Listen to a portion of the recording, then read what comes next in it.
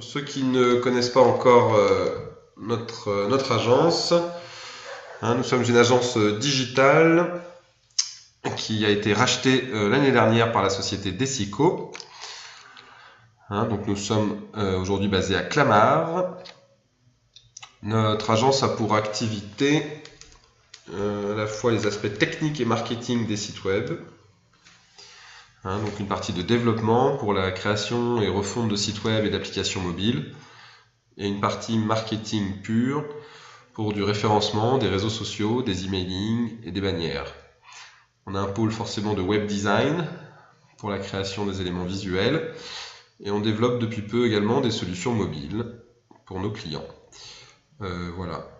Naturellement également, on fait maintenant de la formation et du conseil, en digital bien sûr, et pas mal de clients nous ont demandé depuis l'année dernière de réfléchir avec eux à la transformation numérique de leur entreprise, c'est-à-dire la digitalisation de leur entreprise. Voilà donc pourquoi l'objet de notre conférence aujourd'hui. Voici le sommaire. Donc nous avons environ une quarantaine de minutes ensemble. Je vais essayer de vous parler, de vous faire comprendre surtout l'importance de ce qu'on appelle la transformation digitale aujourd'hui dans les entreprises françaises, quelle que soit leur taille, petite ou grande, quel que soit leur secteur d'activité.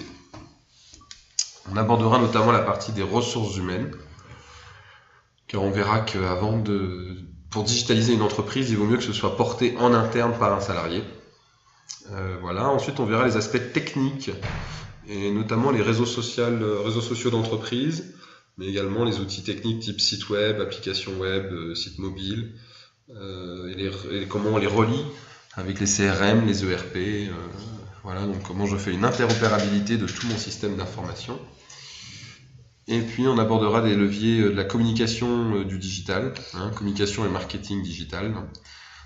Comment est-ce qu'aujourd'hui je passe mes budgets de communication classiques, donc en papier, en offline, peut-être en télé, en radio, en presse, en flyer, et comment progressivement j'oriente ces budgets-là vers le digital. Voilà, et également certains clients ont des points de vente, et donc dans la digitalisation des entreprises, on a une partie importante qui est la digitalisation des points de vente. Voilà, que vous compreniez bien déjà, quand on raisonne stratégie digitale, on essaye de poser aux clients ces questions. Quel est l'objectif pour vous? Internet vous sert à quoi? Ou va vous servir à quoi dans les mois, les années à venir? Est-ce que vous êtes dans un axe de communication pur et dur, donc d'image, de notoriété, faire connaître vos produits, vos services à vos clients? Est-ce que vous êtes dans une logique de vente en ligne? Vous avez un canal de distribution qui est extraordinaire, qui est le e-commerce, soit pour générer des devis, soit pour générer des leads, mais aussi pour faire de la vente en ligne. Est-ce que vous avancez sur ces leviers-là? Est-ce que vous utilisez le digital pour faire de la fidélisation, à savoir entretenir régulièrement la relation client, et donc digitaliser votre relation client, donc tout ce qui peut être service après-vente, service client. Est-ce que vous l'utilisez pour acquérir de nouveaux prospects, donc là l'acquisition de leads, avec notamment les campagnes d'emailing, d'AdWords, les campagnes de marketing digital. Voilà. Ces différents axes stratégiques, il faut bien y répondre dès le début, parce que fonction de vos réponses, les outils et les moyens qu'on va déployer derrière ne seront pas les mêmes. Si vous cherchez à faire du e-commerce ou simplement de la collecte de leads, si vous cherchez à fidéliser ou simplement à rassurer vos clients, si vous cherchez à digitaliser votre communication, tout cela doit être bien défini au moins pour une année. Sur certaines entreprises, on a des plans à 2 ou 3 ans. Et ensuite, seulement, on met en place les outils. D'accord? Donc c'est bien important de définir déjà sa feuille de route. C'est important parce que derrière, ça permettra que les outils que vous mettez à disposition de vos clients, notamment vos sites web, ou vos sites mobiles, ou vos applications, soient compris de vos clients. Le message essentiel ne doit pas être brouillon. Dès l'arrivée sur une page d'accueil, il faut que je comprenne tout de suite ce que vous allez m'apporter. du service, de la vente, de la relation client, etc. Si je ne suis pas clair dans mon message dès le début, j'ai un taux de rebond important. C'est-à-dire qu'un certain nombre d'internautes vont quitter mon site web très vite. Voilà. Ensuite, on parle d'expérience utilisateur. C'est-à-dire que vos clients, vous allez leur raconter une histoire, à travers notamment du storytelling, sur vos sites web. Et plus votre histoire est cohérente, claire, précise, plus vos internautes vont s'engager avec vous. Ils vont donc réaliser des actions sur votre site, notamment des clics, des remplissages de formulaires, des ajouts au panier, des créations de comptes, des téléchargements de documents, etc. D'accord ? L'engagement, qui derrière génère, donc vous voyez, préférence et conversion, l'engagement va jusqu'au bout avec les réseaux sociaux. Puisqu'aujourd'hui, vous savez que vos clients vont également parler de vous sur les pages Facebook, sur les comptes Twitter, vont se renseigner sur vos sociétés, sur les profils LinkedIn. Voilà, donc l'expérience client, elle commence avec un premier contact digital avec vos internautes, peut-être sur la page d'accueil du site ou dans une campagne AdWords, ou un référencement dans Google. Et il se continue tout au long de ces actions sur le site web. Premier clic, deuxième clic, conversion. Et il se continue après le site web, sur les réseaux sociaux notamment, ou même les emailing qui sont très utilisés avec les notifications pour garder donc la relation client quasiment en temps réel, quasiment en permanence. Comprenez bien tout cela parce qu'on raisonne tunnel de conversion, et donc plus c'est cohérent, plus c'est structuré, plus je suis en capacité d'amener mes clients là où je veux. Vous voyez qu'en moyenne, sur 100 visiteurs qui consultent un site internet, une dizaine seulement vont réaliser une conversion, une action en tout cas, une action qui peut être un ajout au panier par exemple ici, et seulement 3%, c'est le taux de conversion moyen sur internet, 3%, c'est 2,5 à 3%, seulement des internautes vont convertir. D'accord ? Donc vous voyez qu'il y a énormément de déperdition. Environ 98 internautes sur 100 ne vont pas réaliser de conversion avec vous. D'où l'importance de la relation client qui se continue par les newsletters, par les réseaux sociaux, et d'où l'importance d'avoir un message clair et cohérent, et donc une expérience utilisateur positive tout du long du site web, et de vos outils web en général.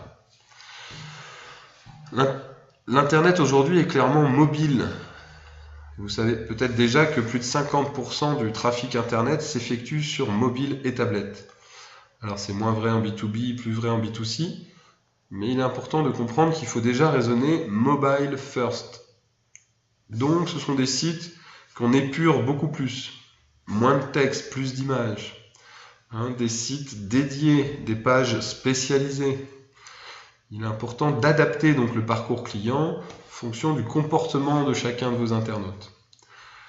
Bien choisir ses technologies. Dans la stratégie digitale, le choix technologique est primordial.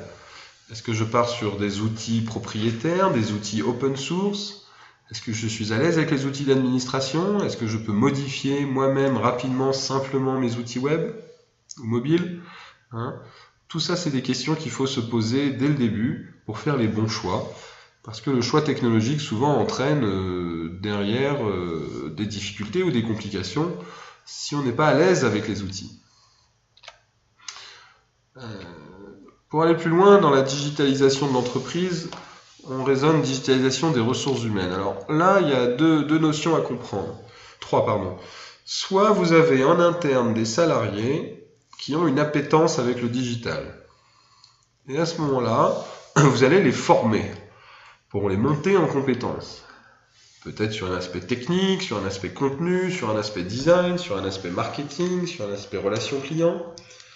Vous formez vos salariés, vos ressources humaines qui pourraient digitaliser ou porter la digitalisation de votre entreprise. Si ce n'est pas le cas, vous allez faire un recrutement externe. Et donc vous allez rechercher un responsable digital, un responsable de la communication digitale, un responsable sur la partie technique, un webmaster, peut-être un web designer, peut-être un community manager qui pourra gérer vos réseaux sociaux notamment, et gérer votre communauté au sens large. peut-être des rédacteurs web, des gens qui vont enrichir en contenu vos sites web, voilà, ou des préparateurs de commandes, même si vous êtes site marchand. En tout cas, vous allez recruter des ressources humaines dédiées à vos activités digitales. C'est très important car sinon les to-do list et les checklists digitales ne font que s'agrandir et très souvent, malheureusement, on repousse à plus tard les dossiers. Voilà, donc pour bien avancer sur sa strate digitale, il faut des ressources humaines digitalisées. D'accord ? Si vous n'avez pas en interne les compétences, si vous n'arrivez pas à recruter, à ce moment-là, vous allez externaliser les compétences digitales en passant par des agences, des consultants ou des freelances. D'accord ? Digitaliser les ressources, c'est aussi par exemple mettre en place des outils dans l'entreprise à destination de vos salariés, de vos collaborateurs.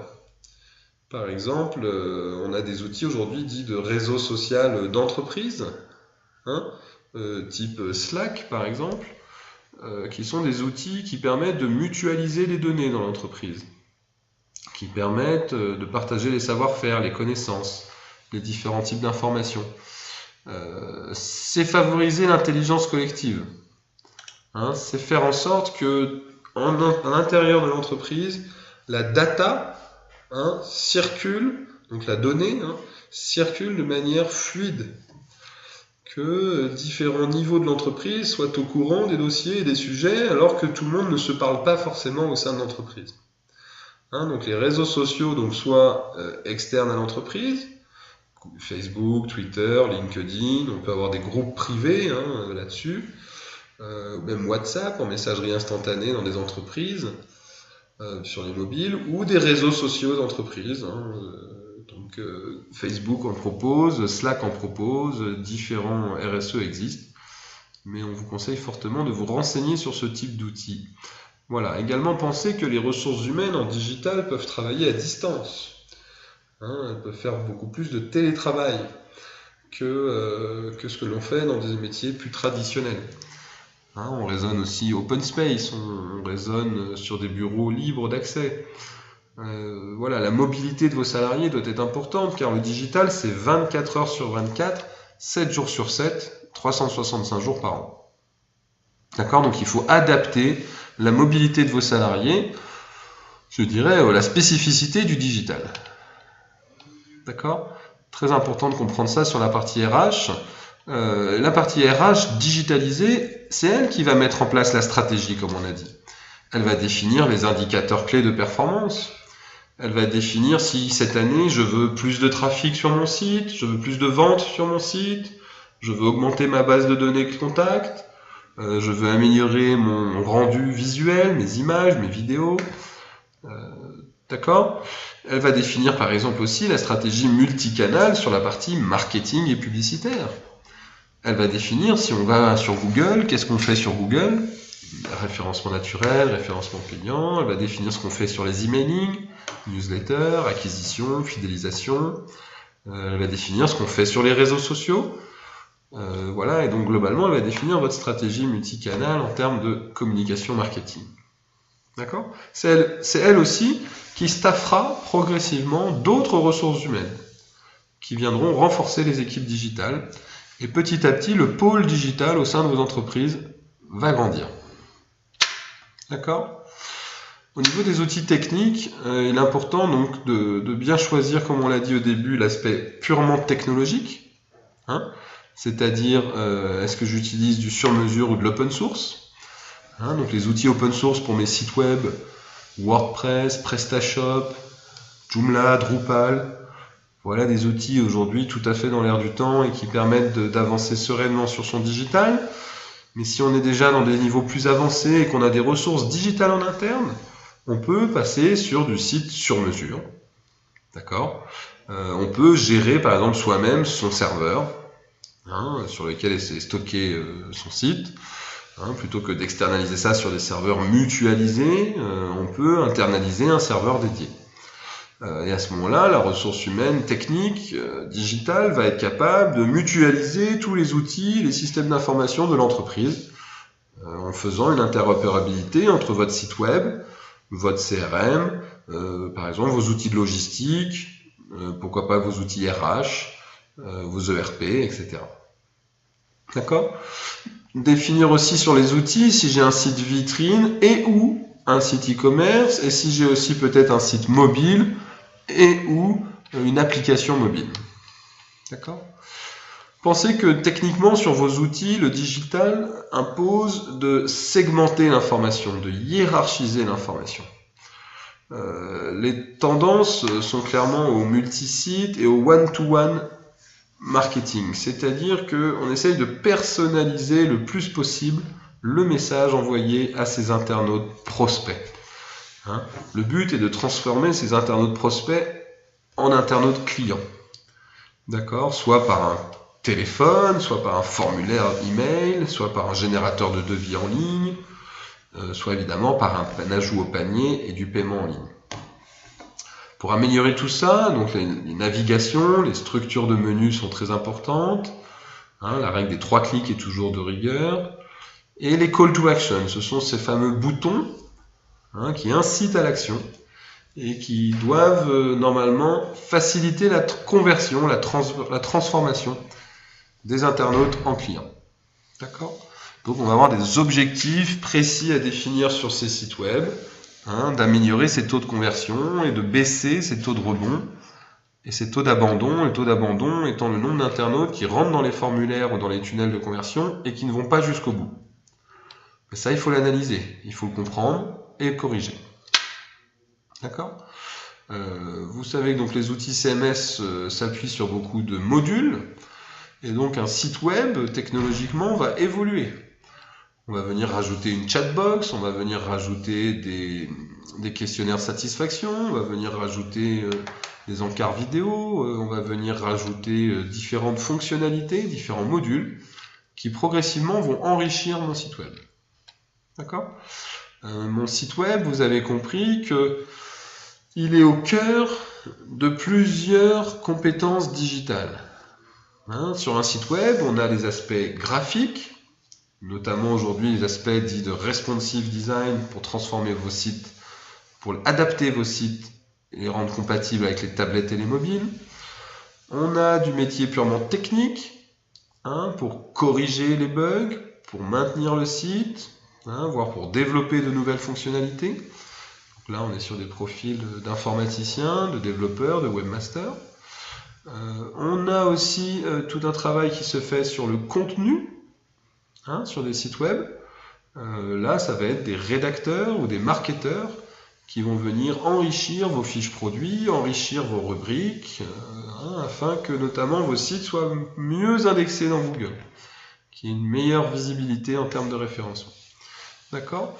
Et plus globalement, tout cela, on appelle ça l'UX aujourd'hui, le User Experience, c'est la bulle du bas. User Experience, c'est l'expérience utilisateur. Et donc, c'est une cohérence sur l'ensemble de vos outils digitaux pour que la promesse que vous faites à vos clients, une fois qu'ils arrivent sur Internet, il faut qu'elle soit tenue, cette promesse. D'accord ? Donc, on a des métiers aujourd'hui d'ergonomes sur des sites web qui viennent rendre cohérents les éléments techniques, graphiques et contenus. D'accord ? Donc, vous voyez à quoi peut servir aujourd'hui un ergonome sur un site web. Mais aussi sur une application mobile, aussi sur un réseau social d'entreprise, aussi sur un emailing et une newsletter. Il va venir amener de la cohérence sur l'ensemble de vos éléments. Techniquement, faire en sorte que les vitesses de chargement du site soient pas trop lourdes. En termes de design, mettre en avant des éléments clés avec des gros boutons, des couleurs chaudes, assez peu de texte. En termes de contenu, par exemple, travailler des éléments de réassurance, pour faire en sorte que vos internautes aient confiance en vous sur Internet. En termes de marketing, ça peut être de travailler des landing pages, donc des pages d'atterrissage, des pages dédiées qui vont améliorer là aussi les performances de vos sites. Nous, Agence Web, on recommande 40 bonnes pratiques ergonomiques à nos clients, soit pour leurs outils web, mais également leurs outils logiciels, puisqu'on raisonne expérience utilisateur sur tout outil informatique. Voilà des exemples de sites sur lesquels on est venu restructurer en termes de navigation, de menu, de présentation, un site B2B dans le secteur industriel qui avait énormément de contenu qui était, je dirais, dispersé à droite et à gauche sur différents sites.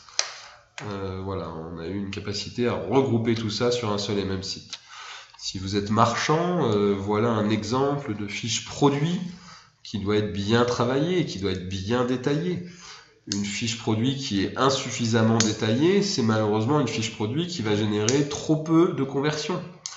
Donc important de retrouver par exemple un téléphone visible, du cross-selling, pourquoi pas les points de vente, un store locator pour m'indiquer où je peux trouver le magasin le plus proche de chez moi qui vend ces produits-là, l'importance des visuels, les informations sur la livraison, sur les moyens de paiement, etc.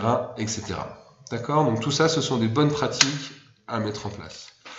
Derrière chaque site web, derrière chaque application mobile se cache un outil d'administration, ce qu'on appelle un back-office. Donc ici, on a des exemples sous WordPress et PrestaShop. C'est ici qu'on va pouvoir modifier les contenus de sites web. Il est important que les back-office soient personnalisés si possible et que les back-office soient, se soient appropriés, que vous vous appropriez ces back-office pour que vous compreniez bien et vous soyez à l'aise pour rapidement modifier vos contenus. Notamment, par exemple, dans des périodes de saisonnalité, dans des périodes de promotion, des périodes où vous voulez mettre en avant différentes offres auprès de vos clients. Voilà, il faut que vous soyez pas bloqué, mais en capacité au contraire de faire vivre votre site, de faire évoluer votre site. Un site web en moyenne se change tous les 3 à 5 ans, plutôt 3 ans si on est un site grand public, plutôt 5 ans si on est un site B2B. Voilà ici un exemple d'un site B2B également qu'on a retravaillé récemment. Vous voyez la différence entre un site un petit peu ancien et un site moderne, notamment au niveau des visuels, au niveau des boutons d'action, les call to action, au niveau du texte épuré. Voilà, il est important d'être moderne dans ces pratiques digitales, d'être à l'ère du temps, d'être up to date. Et pour ça, il ne faut pas hésiter à remettre à plat son site web, à raisonner V1, V2, V3, version 1, version 2, version 3. Dès que vous sortez une nouvelle version, ringardisez la nouvelle version en pensant déjà à la prochaine. Et pour ça, il faut faire énormément de benchmark, donc d'analyse concurrentielle, de suivi des tendances. Et puis identifier ce qui, pour vous, à court terme, est prioritaire à mettre en avant sur vos outils web, et ce qui serait à mettre dans un deuxième temps, voire à long terme. Donc ainsi vous hiérarchisez la liste de vos priorités, vous définissez une liste de priorités, des actions à mener, parce qu'on ne peut pas tout faire sur le digital, surtout si on a des ressources humaines réduites. Voilà. Aujourd'hui, on est capable d'aller sur de la réalité augmentée, on est capable d'aller sur des simulations 3D, ici des exemples des cuisines Ikea, on est capable de faire des réalités virtuelles, ici aussi des exemples. Comprenez bien qu'on peut aller très très loin dans le digital, mais c'est pas tout d'être juste à la mode et de faire des choses sympathiques, il faut que ce soit cohérent par rapport à votre stratégie d'entreprise. Voilà, vous voyez que les visuels aussi sont très très importants maintenant, parce que les tablettes et les mobiles ont, j'allais dire, ringardisé les ordinateurs, et donc sur tablette et mobile, on n'est pas avec sa souris à cliquer, on tape avec son doigt, et donc on est beaucoup plus sur de l'image que du texte, et il est important de le comprendre pour enrichir les contenus de votre site. Avant on avait beaucoup de texte qui était du pour média, et aujourd'hui on a beaucoup de belles images et de vidéos qui sont du rich média, et également donc d'autres éléments comme je vous ai cité qu'on peut tester de 3D ou de la réalité augmentée. Voilà. On l'a cité, il est important de relier vos sites web avec vos différents outils. Ici, typiquement, nous on relie systématiquement les sites web des clients des SICO que l'on refait, on les relie systématiquement à Vente Partenaire pour que les formulaires de contact se déversent directement dans le CRM, afin que derrière les forces de vente, vos équipes commerciales, soient en capacité de transformer rapidement un lead entrant, provenant soit de votre application mobile, de votre site web, de vos campagnes marketing web. Voilà, il est important que la donnée circule et que la donnée aille au bon endroit qu'elle soit à disposition de la bonne personne chez vous pour qu'elle soit rapidement transformée. Hein. Tout ça permet plus de performance au sein des entreprises. On l'a dit, hein, les tablettes et les mobiles sont extrêmement présents dans le digital de 2017. Hein, donc aujourd'hui, vous devez raisonner multi-support. Hein, et il est important de comprendre qu'on ne met pas les mêmes contenus sur un site mobile que sur un site ordinateur. Donc on a des clients qu'on accompagne uniquement sur du site mobile ou de l'application mobile.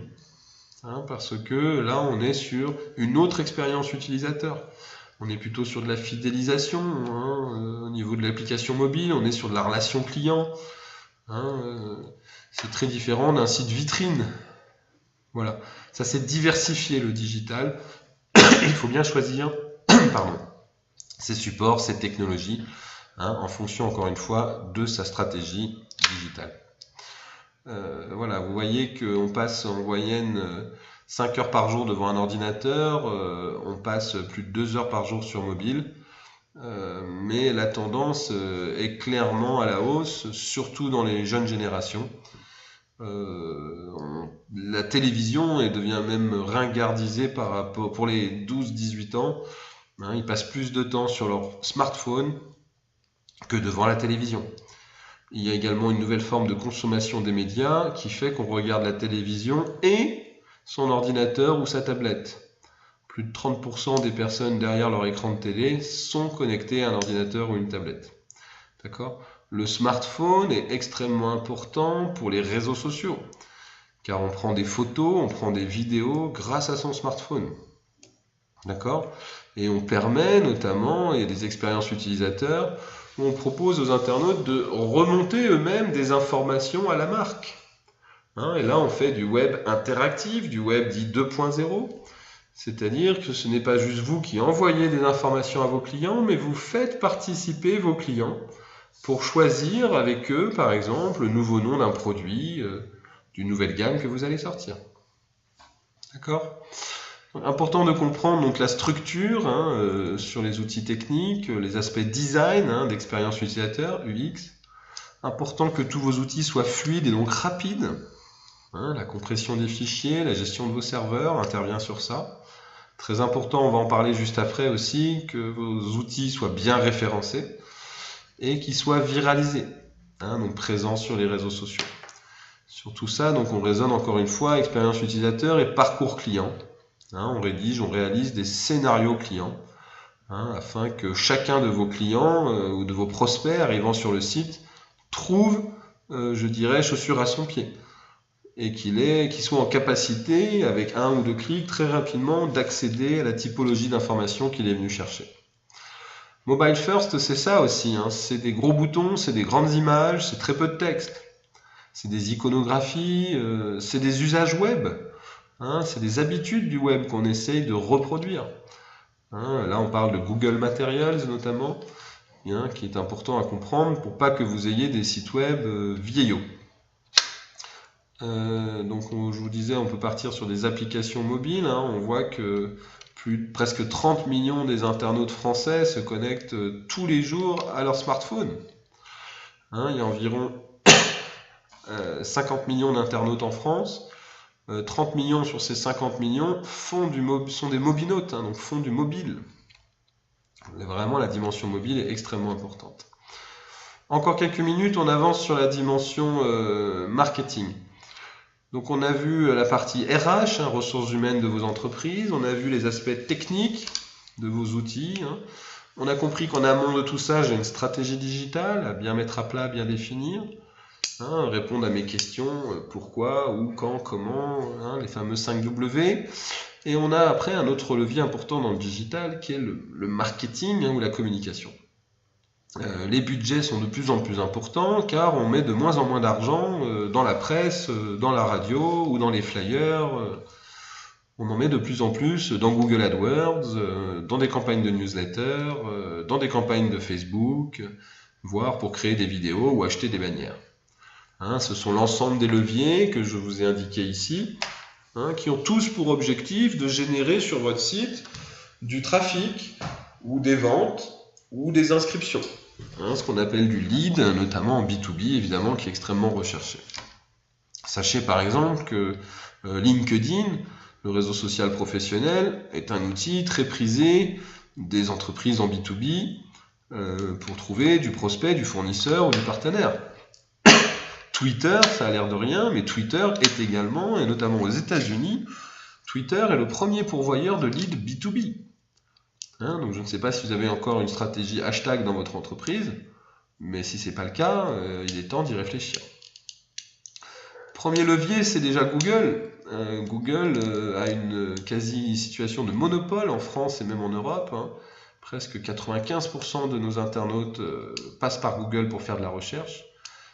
Il est extrêmement important d'indexer son site, c'est-à-dire faire en sorte qu'il soit présent dans Google, puis de le positionner, c'est-à-dire d'essayer de le remonter le plus haut possible, notamment à travers de la rédaction de contenu, toute la thématique du content marketing. Ensuite, on va essayer de populariser son site, notamment en générant des liens ou en recevant des liens externes de partenaires qui sont souvent, si possible, mieux classés que nous et qui vont donc dire à Google que mon site est populaire. Et puis tout ça, ça s'entretient dans la durée. Il faut pérenniser toutes ces actions de référencement. C'est chaque année qu'on doit travailler son référencement naturel pour maintenir ses positions ou gagner de nouvelles positions. Si on ne fait pas que du SEO, donc SEO c'est le référencement naturel, SE c'est Search Engine, Search Engine Optimization pour le SEO, on fait du Google AdWords, c'est-à-dire du référencement payant, qu'on appelle SEA, Search Engine Advertising, ou SEM, Search Engine Marketing. Le Google AdWords, ça va vous permettre très rapidement, c'est-à-dire dans l'heure même, de créer une campagne et d'être présent tout en haut de Google, en première position. C'est extrêmement important pour générer du trafic qualifié ponctuellement dans l'année et orienter du contact vers des devis, vers des leads, des formulaires en ligne. D'accord ? Donc il y a tout un travail à faire sur des campagnes AdWords, quasiment aucun secteur d'activité n'y échappe. Il faut tester, il faut voir si c'est rentable, et donc après on va calculer des ROI, des coûts d'acquisition, pour voir si ou pas c'est performant pour vous, c'est pertinent pour vous de faire des campagnes AdWords sur l'année. L'emailing n'est pas à négliger, acquisition ou fidélisation, mais l'emailing est encore un levier extrêmement utilisé dans le digital. On voit le nombre de mails envoyés chaque minute dans le monde, plus de 200 millions de mails. On voit aussi qu'il est important de savoir à quelle heure j'envoie mon mail, quel jour de la semaine, quel objet je mets dans mon mail, sur quelle page je redirige mes emails. D'accord ?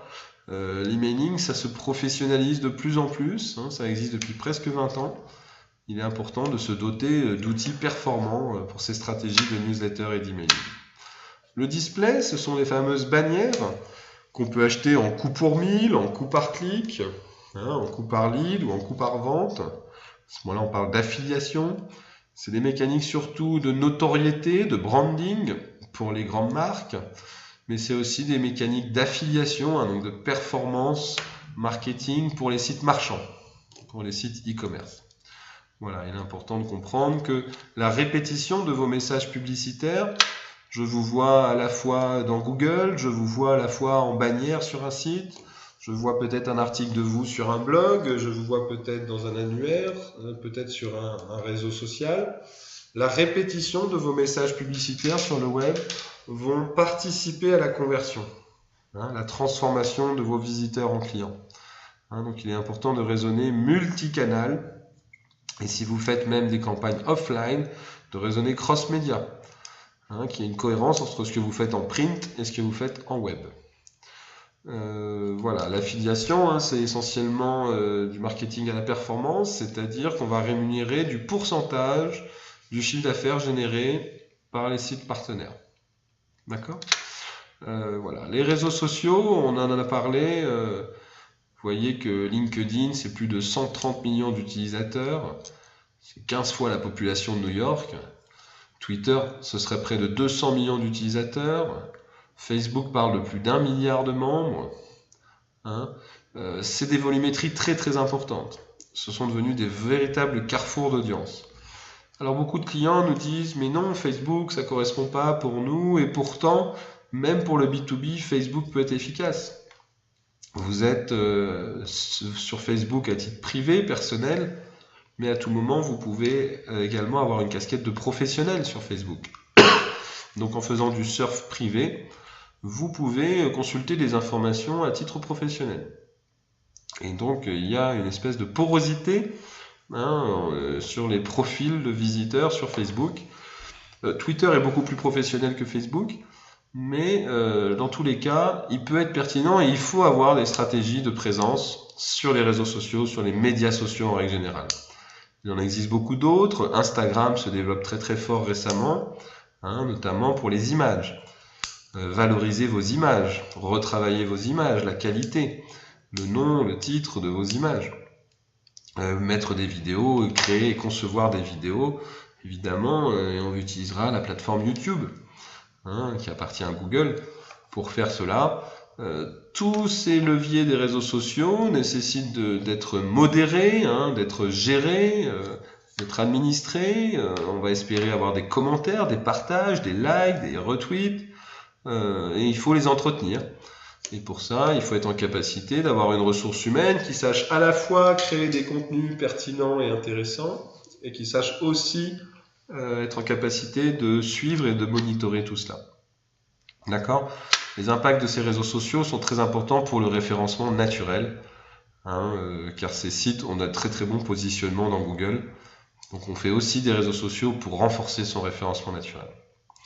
Le mobile, je crois que je vous l'ai dit plusieurs fois, mais vous savez qu'on peut aussi faire des campagnes de SMS aujourd'hui. On peut faire des notifications de commandes à travers SMS.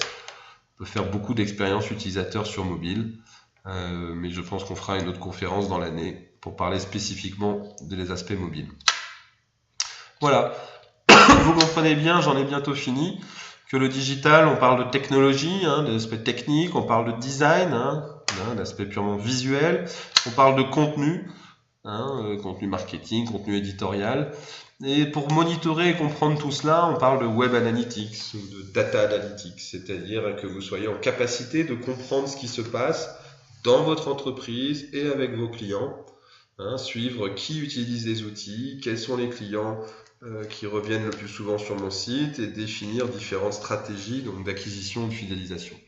Google Analytics est un outil gratuit qui permet de donner des tableaux de bord comme celui que vous voyez là, qui vous permet de suivre en temps réel les évolutions, donc notamment de votre site web. Mais on a aussi des tableaux de bord personnalisés qui nous permettent de suivre les performances de nos campagnes marketing sur Internet. Voilà, important de comprendre tout ça. On a bien compris également que sur Google, ce qui se passe, c'est surtout être tout en haut dans Google. Donc ça suffit pas d'être présent dans Google. Il faut raisonner sur un univers sémantique. C'est-à-dire vous avez un mot-clé, deux mots-clés ou une dizaine de mots-clés en tête. Mais sachez que c'est plusieurs centaines de mots-clés qu'il vous faut travailler. On raisonne à ce moment-là sur des expressions. On raisonne sur la longue traîne. Il faut que vous soyez en capacité d'élargir le plus possible les mots-clés, les expressions tapées par les internautes pour vous trouver. Google, normalement, amène un internaute sur deux sur votre site. Donc, c'est un levier à travailler vraiment dans le détail. Et pour bien travailler Google, on travaille la sémantique. On travaille l'éditorial, on travaille le wording. Et là, on a différents outils qui nous permettent de savoir quels sont les mots-clés les plus tapés par les internautes, par exemple. Voilà, les derniers indicateurs qu'on suit, on suit essentiellement, donc on a dit les taux de rebond, les taux de conversion, vous avez bien compris, et les taux d'engagement sur les réseaux sociaux notamment, combien de commentaires, de partages ou de likes je génère. Voilà, on appelle ça des indicateurs de clés de performance. Le digital, c'est un levier qui je dirais, engendre naturellement la mesure de la performance, car nos outils nous permettent de suivre en permanence si ce que font nos clients, c'est performant ou pas. Ce qu'on ne peut pas faire ailleurs sur les autres médias. Et donc, dans la digitalisation de l'entreprise, il y a vraiment une culture de la performance, de mesure de la performance. C'est très important à comprendre. Encore une fois, je vous remets sur ces outils de GA, Google Analytics.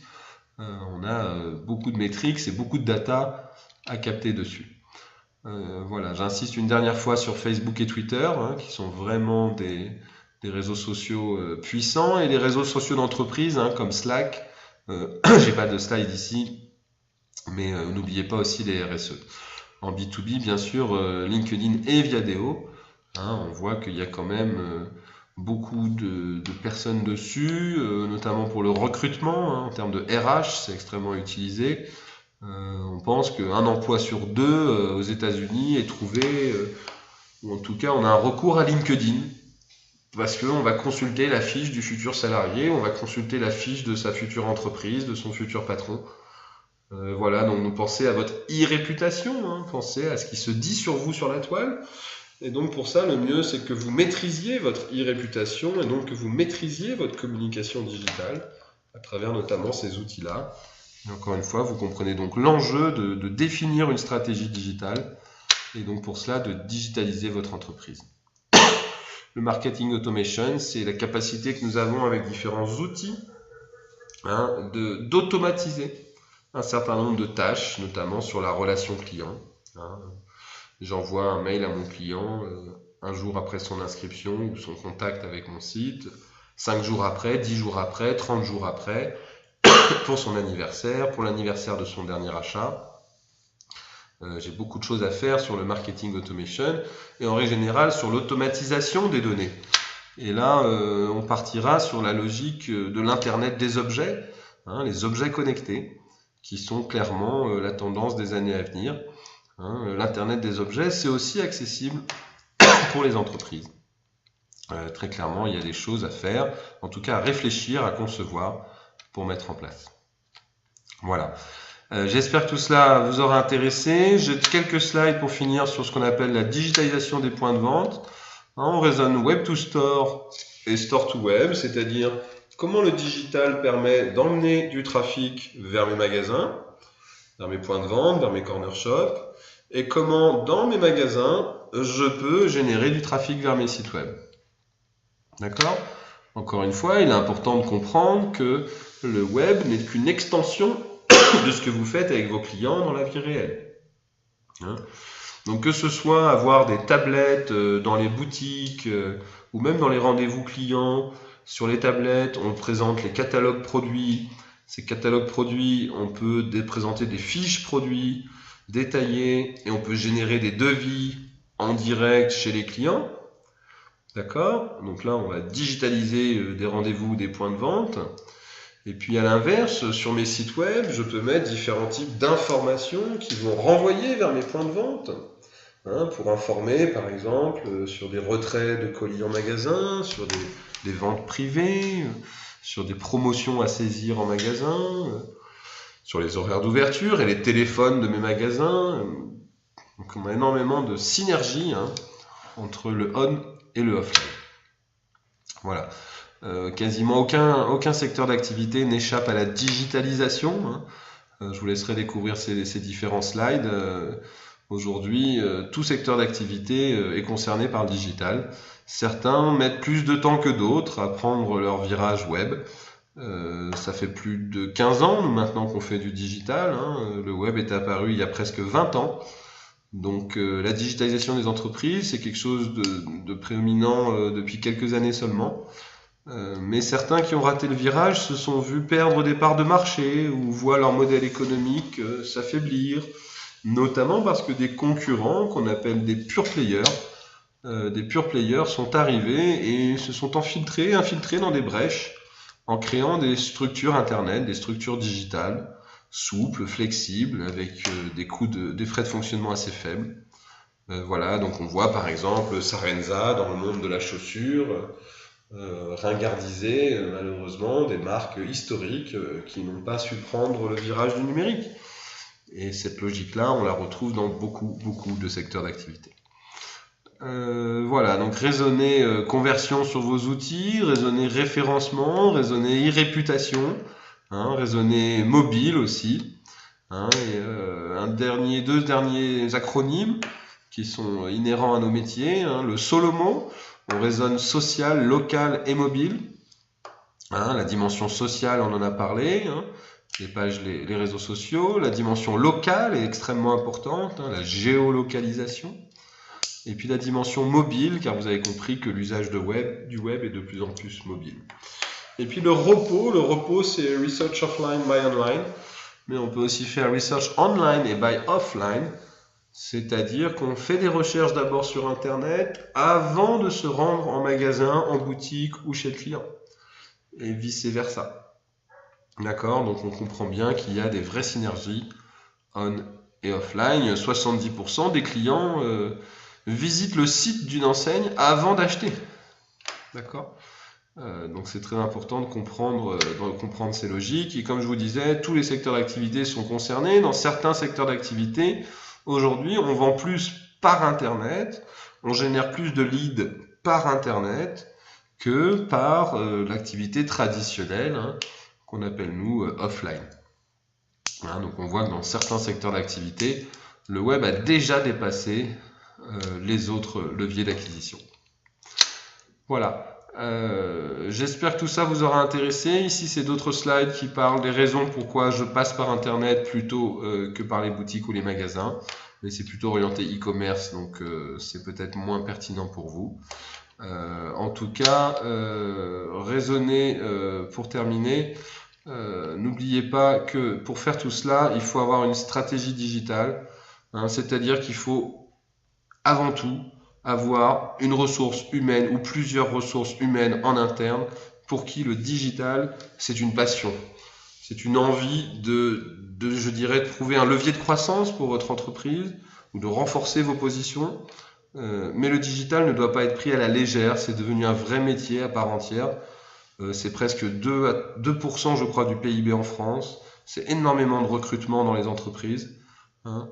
Et l'Internet n'a pas fini de nous révéler ses secrets, car comme vous voyez, l'Internet des objets, la réalité augmentée, la réalité virtuelle vont nous amener encore plus loin dans toutes ces expériences digitales. Voilà. Je vous souhaite à tous une bonne fin de journée. J'espère que cela vous aura intéressé. Nous vous tenons à votre disposition, évidemment, pour plus d'informations et je vous donne rendez-vous un peu plus tard dans l'année pour d'autres conférences. Voilà. Merci à vous. Bonne fin de journée.